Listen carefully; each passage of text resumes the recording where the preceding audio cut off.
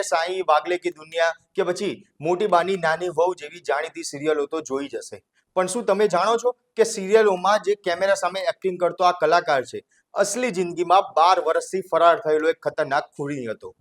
હા, બરોબર સાંભળ્યું. ફિલ્મો અને નાટકોમાં નાની મોટી ભૂમિકા ભજવીને જે માણસ પોલીસની આંખોમાં ધૂળ ઝોકી રહ્યો હતો તેને આખરે પોલીસે દબોચી લીધો. ચાલો જાણીએ કે આ ભેજેબાજ આરોપીની અજીબોગરીબ અને ચોંકાવનારી કહાની. પરંતુ તે પહેલા અમારી લલકાર ન્યૂઝ ચેનલને જો સબસ્ક્રાઇબ ના કરી હોય તો તે સબસ્ક્રાઇબ જરૂરથી કરી લેજો. નમસ્કાર, લલકાર ન્યૂઝ સાથે હું મયુર મેવાડા.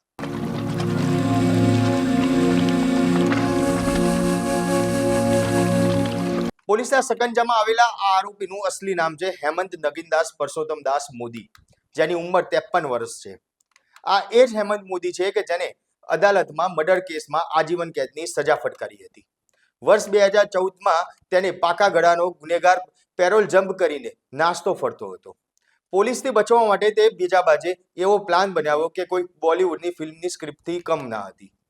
તેને અમદાવાદના ઘીકાંટા વિસ્તારમાં રહેવા માટે પોતાનું નામ જ બદલી નાખ્યું અને તે ઓળખ છુપાવીને ટ્વિંકલ મુકુંદભાઈ દવે બની અને પીજીમાં ત્યાં રહેવા લાગ્યો.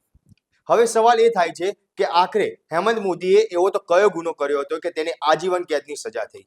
તો વાત છે 2005ની.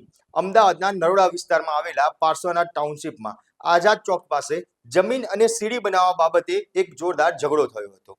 આ ઝઘડાએ એટલું મોટું ઉગ્ર સ્વરૂપ ધારણ કર્યું કે તેમાં નરેન્દ્ર ઉર્ફે નંદો યશવંત કાંબલે નામના એક નિર્દોષ યુવકની નિમ્ન હત્યા કરી દેવામાં આવી.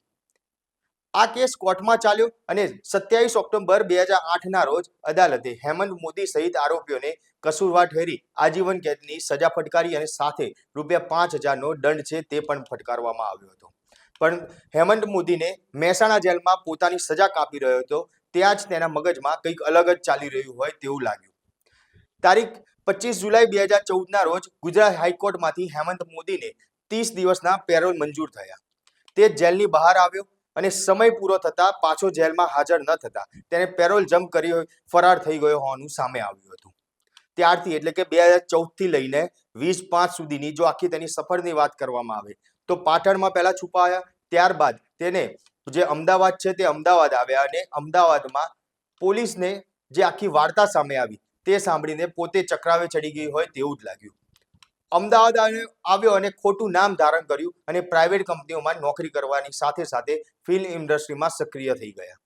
વિચારો, જે માણસને પોલીસ આખા દેશમાં શોધી રહી હતી તે માણસ ટીવી સ્ક્રીન ઉપર અને મોટા નાટકોના સ્ટેજ ઉપર બિંદાસ એક્ટિંગ કરતો હોય તેવું જોવા મળ્યું. તેને ઇમરાન હાશમીની સ્ટાર હિન્દી વેબ સિરીઝમાં તકસરીમાં કામ કર્યું હતું.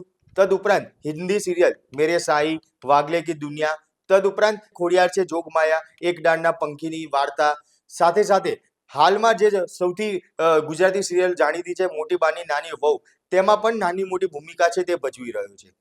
તેને ગાંધી વિરુદ્ધ ગોડસેના યુગ પુરુષ અને મહામાનવ ડોક્ટર આંબેડકર જેવા 20થી વધુ જાણીતા નાટકો છે. તદુપરાંત કાંકરિયા કાર્નિવલ શોમાં જાહેર પબ્લિકના અવેરનેસ પ્રોગ્રામમાં પણ એક્ટિંગ કરી કલાકાર તરીકે મોટું નામ બનાવી લીધું હતું.